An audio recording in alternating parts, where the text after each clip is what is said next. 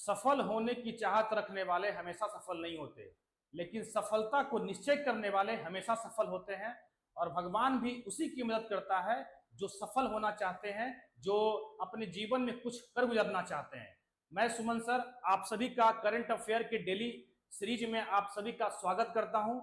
और आज हमारा 58 नंबर का एपिसोड है। अगर पीछे का नहीं देखे हैं जाकर के उसको देखिए, देखने के बाद उसको कॉपी में नोट करिए, नोट करने के बाद उसको रिवीजन करिए और तभी नौकरी मिलेगी, अन्यथा नौकरी भूल जाइए। माफ करिएगा, अभी 2-3 दिन से मेरा वीडियो नहीं आ रहा है क्योंकि जो मेरे कंटेंट एडिटर है, जो मेरे कंटेंट डेवलपर हैं, वो किसी के साथ घूम रहे हैं, ठीक है, उनके पास टाइम नहीं है। लेकिन अब आपके लिए वीडियो मैं डेली लेकर के आऊंगा, ठीक है। तो आज हमारा 58 नंबर का एपिसोड है और अगर पीछे का नहीं देखे हैं जाकर के उसको देखिए। मैं क्या कंटेंट डिलीवर कर रहा हूं, मैं क्या कंटेंट आपको दे रहा हूं, जो देख रहे हैं उनको मालूम है और जो नहीं देख रहे हैं वो देखना शुरू कर दीजिए। और अगर इसको वीडियो को रेगुलर फॉलो करिए, ठीक है, जो भी मैं दे रहा हूं डेली वीडियो मेरा आता है, आप लोग को पता है, तो इसको रेगुलर फॉलो कीजिए। क्योंकि ऐसा नहीं है कि आज अब देख लिए कल फिर छोड़ दिए, फिर किसी दिन मूड किया तो देख लिए। ये फिल्म नहीं है कि थोड़ा देर, वेब सीरीज नहीं है कि थोड़ा देर मैंने देख लिया थोड़ा देर कल देखेंगे, ठीक है, ऐसे नहीं होता। ये रियल है, वो रील है, ये रियल है, ठीक है। यहां से आपको कुछ ना कुछ गेन करोगे, आपकी जीवन बदलेगी यहां से, ठीक है। आपकी जाहिर सी बात है कि आपकी नौकरी लगेगी तो आपकी जीवन बदलेगी, ठीक है, सैलरी आएगी तो जीवन बदलेगी, अच्छे घर में शादी होगी, ठीक है। तो इसीलिए ये इंपॉर्टेंट, ये सीरीज बहुत इंपॉर्टेंट है और आप इसको देखिए, रेगुलर बेसिस पे देखिए, ठीक है। रेगुलर बेसिस पे नहीं देखिएगा तो मत देखिए, मैं नहीं कहता, ठीक है। रेगुलर देखना है तो रेगुलर देखिए, नहीं तो मत देखिए, ठीक है। चलिए, ठीक है, तो आज हम शुरू करते हैं। पहला क्वेश्चन 58 नंबर एपिसोड का फर्स्ट क्वेश्चन, ठीक है, क्या है? World sustainable development summit is organised by whom? विश्व सतत विकास शिखर सम्मेलन का आयोजन किसके द्वारा किया जाता है? तो ये कौन करता है? ये करता है ऑप्शन नंबर ए, क्या है? The energy and resource institute, ठीक है। किसके द्वारा किया जाता है? टेरी के द्वारा। ये कहां हुआ? नई दिल्ली में हुआ। पहले इसी को बोलते थे दिल्ली सस्टेनेबल डेवलपमेंट समिट, ठीक है। इसका नाम चेंज करके वर्ल्ड सस्टेनेबल डेवलपमेंट समिट किया गया और ये टेरी करता है 1974 में, ठीक है। 1974 में ये बना। इसका जो पहला जो हुआ था वर्ल्ड सस्टेनेबल डेवलपमेंट समिट का जो फर्स्ट समिट हुआ था वो 2001 में हुआ था, ध्यान रखेंगे, 2001 में हुआ था, ठीक है। और ये कहां हुआ? न्यू दिल्ली में। सस्टेनेबल डेवलपमेंट की अगर हम बात कर लें, सस्टेनेबल डेवलपमेंट की, तो क्या है ये 17 गोल है। सस्टेनेबल डेवलपमेंट यूनाइटेड नेशन ने डिक्लेयर किया था कि 2015 में कि 15 साल के लिए टोटल 17 गोल है और उस 17 गोल का टारगेट है अचीव करना कब तक? 2030 तक, ठीक है।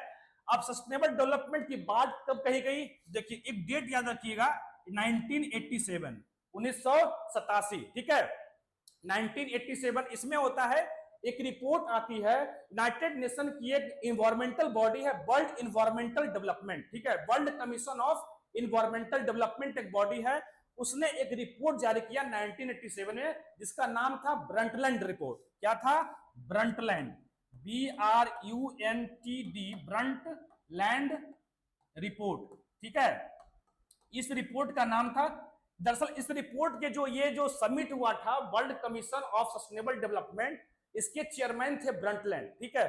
तो उन्हीं के नाम पे ये रिपोर्ट का नाम रखा गया ब्रंटलैंड रिपोर्ट। और इस रिपोर्ट में क्या किया गया? इस रिपोर्ट का जो शीर्षक था, इस रिपोर्ट का टाइटल था, क्या था? आर कॉमन फ्यूचर, ठीक है। और उसी में सस्टेनेबल डेवलपमेंट का टर्म को क्वाइन किया गया, उसी में सस्टेनेबल डेवलपमेंट टर्म को डिफाइन किया गया। तो क्या हो गया? 1987 में ब्रंटलैंड रिपोर्ट और 2001 में ये पहली बार हुआ। तो सस्टेनेबल डेवलपमेंट होता है कि what is the definition of sustainable development? तो सस्टेनेबल डेवलपमेंट का मतलब होता है use of resources in order to preserve the future generation, preserve for future generation. मतलब रिसोर्सेस का आपके पास जो भी संसाधन है उसको यूटिलाइज वे में, ठीक है, उसको इस तरह से यूज करिए और यूज, ताकि आपके जो आने वाले जनरेशन है, जो आने वाली पीढ़ी है, उसके लिए बचाकर रख सके, ठीक है। क्योंकि तो उस हिसाब से आपको रिसोर्सेस को यूज करना है। तो इसीलिए इसी का डिफिनेशन सस्टेनेबल डेवलपमेंट का डिफिनेशन है, ठीक है। तो ये हो गया आपका सारा सस्टेनेबल डेवलपमेंट के बारे में, इसका पहला हुआ था, आइए नई दिल्ली में हुआ, ठीक है। आगे देख लेते हैं। तो ये था सस्टेनेबल डेवलपमेंट के बारे में पूरा इंफॉर्मेशन। और आगे क्या है डिस्क्रिप्शन बॉक्स में, कौन किया, environment forest and climate change, Shri Bhupendra Yadav. Environment forest and climate change के मिनिस्टर हैं श्री भूपेंद्र यादव। उन्होंने इसको इनॉग्रेट किया, उद्घाटन किया। Address the inaugural session of the world sustainable development summit 2025, ठीक है। The summit was organised by, कौन समिट किया ऑर्गेनाइज, टेरी। कब बना आपको बताया मैं, 1974 में। ऑन द थीम, क्या थीम क्या है, थीम याद रखेंगे, partnership for accelerating sustainable development and climate solution. क्या है, partnership for accelerating sustainable development and climate solution, ठीक है। चलिए नेक्स्ट क्वेश्चन देखते हैं। Where will the second edition of Khelo India para games be held.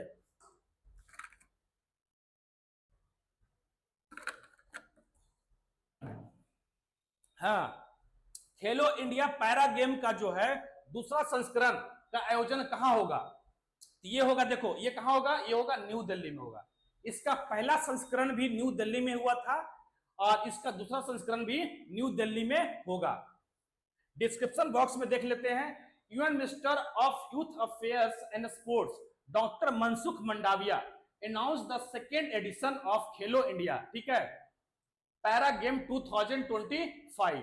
The event will be held in new Delhi. कहां होगा, new Delhi, from 20 to 27 March, in which 1230 para athlete. Para athlete क्या होता है, जो डिसेबल्ड लोग होते हैं, कोई ब्लाइंड है, किसी के पास हाथ नहीं है, और किसी के, हालांकि इन लोगों के लिए होता है ये पैरा एथलीट होता है, मतलब ये पैरा एथलीट होते हैं, ठीक है, जो डिसेबल्ड पीपल होते हैं, डिसेबल्ड स्पोर्ट्स पर्सन होते हैं, will participate. This time there will be competition in 6 category. किसमें होगा, 6 कैटेगरी में कंपटीशन होगा।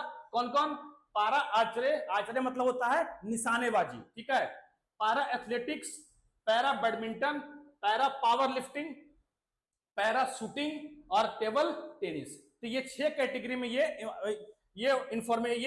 स्पोर्ट्स होने जा रहा है। और कहां हो रहा है, न्यू दिल्ली में। अभी हाल ही में आपको पता होगा, कभी हाल ही में नेशनल गेम कंक्लूड हुआ है, कहां पे, उत्तराखंड में। 38 नेशनल गेम, 38 नेशनल गेम्स, ठीक है। इसी को बोलते हैं समर नेशनल गेम, ठीक है, गर्मी के दिन में होता है इसलिए बोलते हैं समर नेशनल गेम। ये कहां हुआ, ये हुआ उत्तराखंड के अलग अलग शहरों में हुआ। स्टार्ट हुआ था देहरादून से और कंक्लूड हुआ कहां, कंक्लूड हुआ था हल्द्वानी में। और 38 नेशनल गेम, इसके जो मस्कट क्या थे, मस्कट MUSCOT, मस्कट क्या थे, मौली, MOULI। मौली क्या है, मौली एक वर्ड है, उत्तराखंड और हिमाचल प्रदेश का स्टेट वर्ड है मौली, इसके मस्कट हो गए। और इसमें जो टॉप, जो फर्स्ट पोजीशन पे कौन था, तो फर्स्ट पोजीशन पे था सर्विसेज।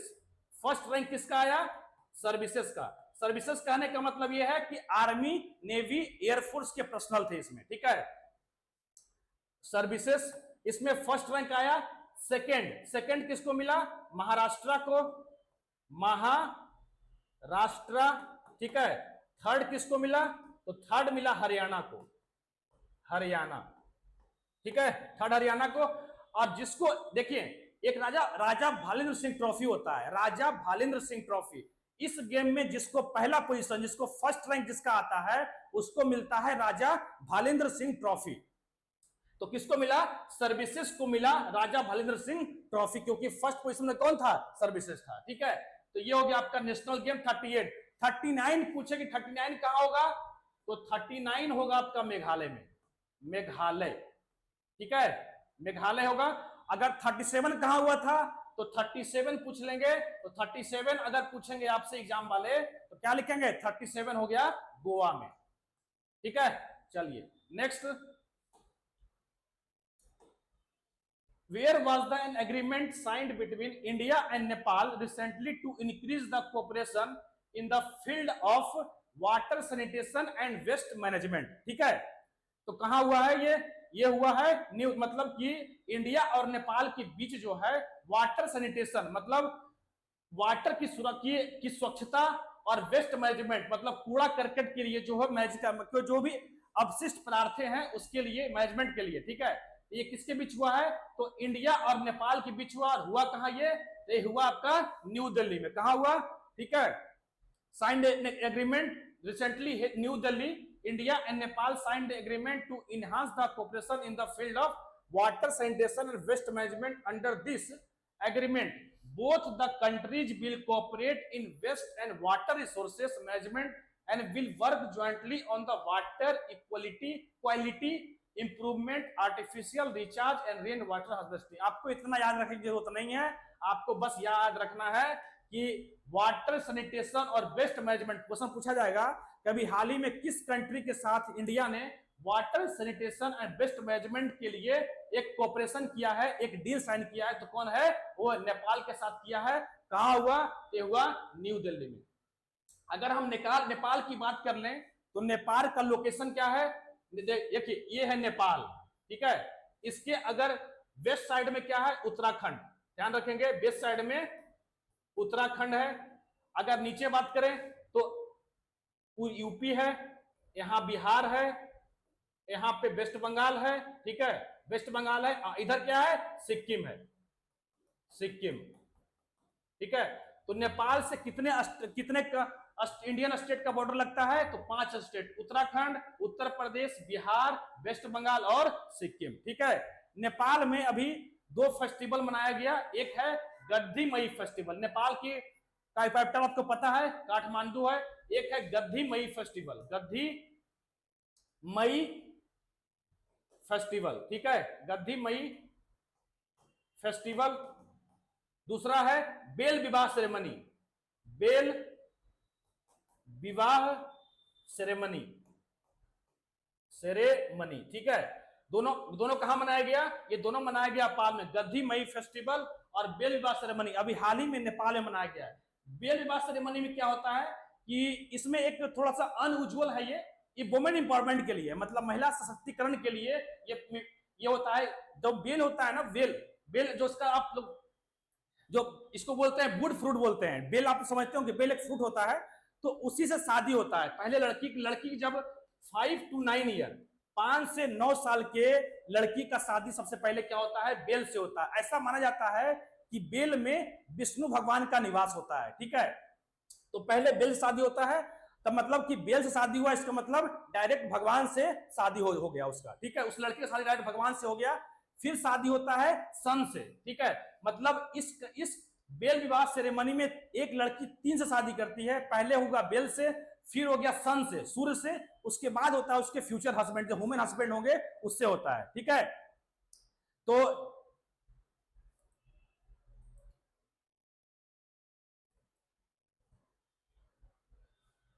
एक मिनट,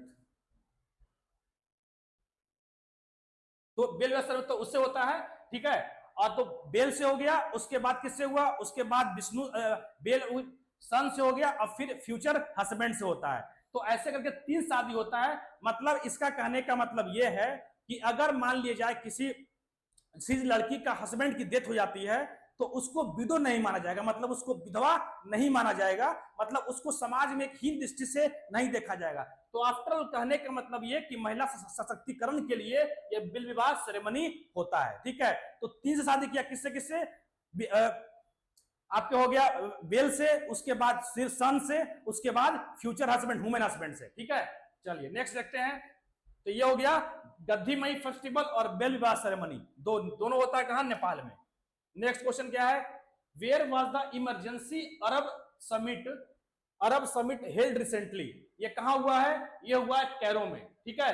कहां हुआ? ये हुआ है कैरो। किसकी राजधानी है? तो इजिप्ट की राजधानी है ये, ठीक है। आगे देखते हैं डिस्क्रिप्शन बॉक्स में क्या है। Recently an emergency Arab summit was held in Cairo. किसकी कैपिटल है? तो इजिप्ट का कैपिटल, इसको हिंदी में मिस्र बोलते हैं, द कैपिटल ऑफ इजिप्ट, ठीक है। This conference was organised by the Arab League. कौन ऑर्गेनाइज किया? अरब लीग लीडर्स के द्वारा इसको ऑर्गेनाइज किया गया in response to US president Donald Trump plan to occupy Gaza, ठीक है। मतलब जो अब डोनाल्ड ट्रंप नया प्रेसिडेंट बन चुके हैं यूएसए के, अब उनको क्या करना है कि गाजा को ऑक्युपाई करना है, क्योंकि इसराइल की सपोर्ट करता है यूएसए, तो गाजा को ऑक्युपाई करना है। तो इसी के रिस्पॉन्स में ये अरब लीग के लीडर्स ने आपस में मिले और यहाँ पे इजिप्ट में क्या हुआ, अरब समिट किया जा रहा है, ठीक है।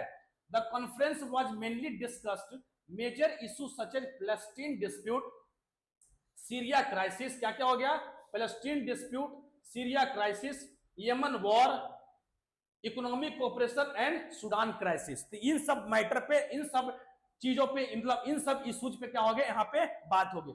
अब बात कर लेते हैं अरब लीग, ठीक है। अरब लीग, LEAGUE, अरब लीग।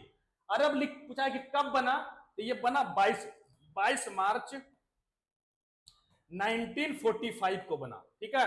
22 मार्च 1945 को अरब लीग बना। और इसमें अभी जो टोटल कंट्री कितने हैं, टोटल कंट्री 22 हैं, ठीक है। अब 22 का आपका नाम याद नहीं रखना है, बस आपको कितने कंट्री हैं, तो 22 हैं, ठीक है। और इसमें क्या है, 22 कंट्री है। और ये इसका जो हेड क्वार्टर अरब लीग का कहां है, तो कैरो में है, ठीक है, कैरो में, ठीक है। चलिए तो याद रखेंगे। Next, when was Jan Aushadhi day celebrated, ठीक है। जन औषधि दिवस कब मनाया जाता है, जन औषधि दिवस मनाया जाता है 7 मार्च को। कब मनाया जाता है, 7 मार्च को मनाया जाता है, ठीक है। देखते हैं आगे क्या है। एवरी ईयर जन औषधि दिवस is celebrated on March 7 with the aim of raising awareness about the प्रधानमंत्री भारतीय जन औषधि परियोजना। किस लिए, रेजिंग अवेयरनेस अबाउट प्रधानमंत्री भारतीय जन औषधि परियोजना, ठीक है। And encouraging the use of generic medicine. इसमें होता क्या है कि इसमें जन औषधि केंद्र होता है, ठीक है, जन औषधि केंद्र। यहाँ पे क्या होता है, जो दवा आप किसी और मार्केट में, किसी और दुकान में महंगे दाम पे खरीदते हैं, वही दवा आपको यहाँ पे जन औषधि केंद्र पे, वही दवा आपको जन औषधि केंद्र में सस्ते दाम पे मिलता है, मतलब जेनरिक मेडिसिन। यहाँ पे दवा का वैल्यू कम, दवा का रेट कम हो जाता है, मतलब कम रेट पे यहाँ इस जन औषधि केंद्र पे आपको दवा मिलती है, ठीक है, मेडिसिन मिलती है, जन औषधि, ठीक है, Jan Aushadhi. On the occasion, आगे क्या है, on this occasion programme are organized across the country from March 1 to 7 this year. On March 1 the function was organized to disseminate information about Pradhan Mantri भारतीय जन औषधि परियोजना, द नेशनल कैपिटल रीजन। तो ये पूछा जाए कि प्रधानमंत्री जो है भारतीय जन औषधि परियोजना कब लॉन्च हुआ, तो ये लॉन्च हुआ था 2008 में। ध्यान रखेंगे कब लॉन्च हुआ था, 2008 में ये लॉन्च हुआ था, ठीक है, हाँ ठीक। और इसमें आपको बता दिया कि अच्छा कि 7 मार्च को मनाया जाता है। लॉन्च कब हुआ प्रधानमंत्री जन औषधि परियोजना, ये लॉन्च हुआ 2008 में। और इसके अलावा जो क्या हुआ, तो इसका आंसर क्या होगा, 7 मार्च। और पूछा जाए कि पहला भारत से बाहर, मतलब फर्स्ट फॉरेन जन औषधि केंद्र कहां था, तो मॉरिशस में। कि भारत से बाहर जन औषधि केंद्र कहां लगाया गया, तो मॉरिशस में लगाया गया, MAURITIUS, ठीक है। मॉरिशस एक अरेबियन सी में, ठीक है, एक कंट्री है, इंडिपेंडेंट कंट्री है, अंग्रेजों से द्वारा इसको लिबरेट किया गया। और तो इसी मॉरिशस में पहला जो जन औषधि केंद्र है लगाया गया है, ठीक है। चलिए नेक्स्ट, यहाँ पे सस्ता दवा मिलता है इस औषधि केंद्र पे। Which country host the annual sea dragon military exercise, कौन सा देश वार्षिक सी ड्रैगन सैन्य अभ्यास की मेजबानी करता है, ठीक है। तो किया है, ये किया है यूएस। कौन किया है, यूएस किया है, ठीक है, यूएस। देख लेते हैं, the 5 nation naval exercise Sea Dragon 2025 which also includes the Indian Navy began of the coast of Guam, ठीक है, कहां है, coast of Guam in the US western Pacific ocean. Guam ये कहां है, वेस्टर्न पैसिफिक ओशियन में एक island है गुआम, जो किसके कंट्रोल में है, यूएसए के कंट्रोल में है, ठीक है। और यहीं पे एक्सरसाइज हुआ। और होस्ट कौन किया, यूएसए। कौन होस्ट किया, यूएसए नेवी ने इसको होस्ट किया। Sea dragon is a annual military exercise in which the US invites its allies and partner country to improve tactical and command interoperability, ठीक है। तो ये हुआ। और इसमें कौन कौन सा कंट्री पूछा है, तो इसमें है था इंडिया, यूएसए तो था ही, इसके अलावा कौन था, इसके अलावा ऑस्ट्रेलिया, ऑस्ट्रेलिया, उसके अलावा कौन था? साउथ कोरिया, साउथ कोरिया, और इसके अलावा था एक और कंट्री जापान। ठीक है, तो ये 5 कंट्री थे इसमें, और साउथ कोरिया को हटा दे अगर हम, साउथ कोरिया को रिप्लेस कर दें, तो बाकी वो 4 कंट्री है वो इसी 4 कंट्री के साथ होता है कौन सा? मालाबार एक्सरसाइज। ठीक है, तो यही 4 के साथ होता है Malabar.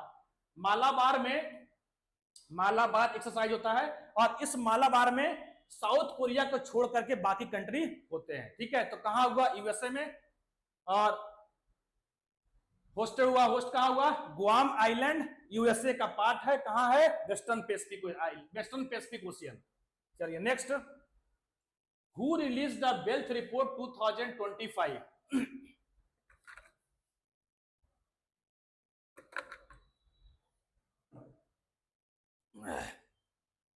Who released the wealth report 2025? Wealth report 2025 किसने जारी की है? ये जारी किया है नाइट फ्रैंक ने, ऑप्शन नंबर ए। ठीक है, Knight Frank UK real estate consultancy, UK का यूनाइटेड किंगडम का एक रियल एस्टेट कंसल्टेंसी कंपनी है नाइट फ्रैंक, उसी ने इसको जारी किया है वेल्थ रिपोर्ट को।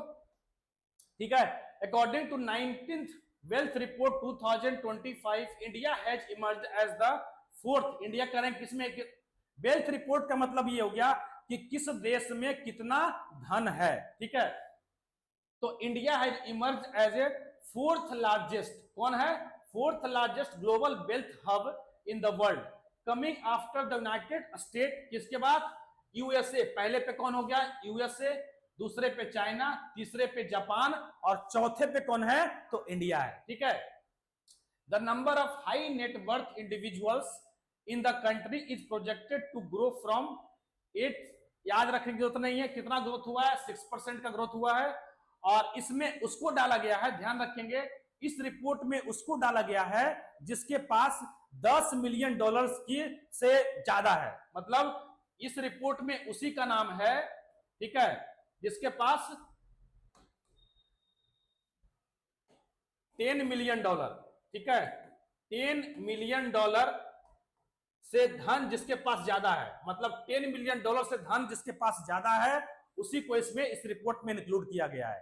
ठीक है, चलिए next, recently in which state has the government approved that ropeway from Govind Ghat to Hemkund Sahib ji? ठीक है, मतलब ये देखो भारत सरकार का एक प्रोजेक्ट है पर्वतमाला परियोजना, तो पर्वतमाला परियोजना के अंडर, एक पर्वतमाला परियोजना के अंडर है नेशनल रोपवे डेवलपमेंट। ठीक है, नेशनल रोपवे डेवलपमेंट, तो उसी के अंदर ये जो है रोपवे शुरू किया गया है। कहां? गोविंद घाट से हेमकुंड साहिब जी तक। ठीक है, ये कहां हुआ है? ये हुआ उत्तराखंड। क्या है? उत्तराखंड में। देख लेते हैं, union cabinet committee on economic affairs has approved 2 ropeway project, 2 ropeway project connecting, कौन कौन है? वो एक तो है गोविंद घाट से हेमकुंड साहिब, एंड दूसरा है सोनप्रयाग टू केदारनाथ। ठीक है, एक है गोविंद घाट से हेमकुंड साहिब और दूसरा है Sonprayag to Kedarnath in Uttarakhand, which will boost connectivity and tourism in the hill state. The foundation stone of this project was laid by prime minister Narendra Modi on 21 October 2022। ठीक है, तो पर्वतमाला परियोजना के तहत इसको क्या किया गया है और डेवलप किया गया है इस रोपवे को। और पर्वतमाला परियोजना किसका है? तो national highway authority of India, जो कि मिनिस्ट्री ऑफ रोड ट्रांसपोर्ट और हाईवे के अंदर काम करती है, उसी का ये प्रोजेक्ट है। ठीक है, चलिए, तो ये था हमारा लास्ट क्वेश्चन, और इसी तरह से मैं आगे लेकर के वीडियो आपके लिए लेकर के आता रहूंगा, और इसको अपनी कॉपी में नोट करिए, नोट करने के बाद उसको रिवीजन करिए, क्योंकि बिना रिवीजन कुछ नहीं होने वाला है। रिवीजन करोगे तभी आपको नौकरी मिलेगी। ठीक है, चलिए, थैंक यू सो मच।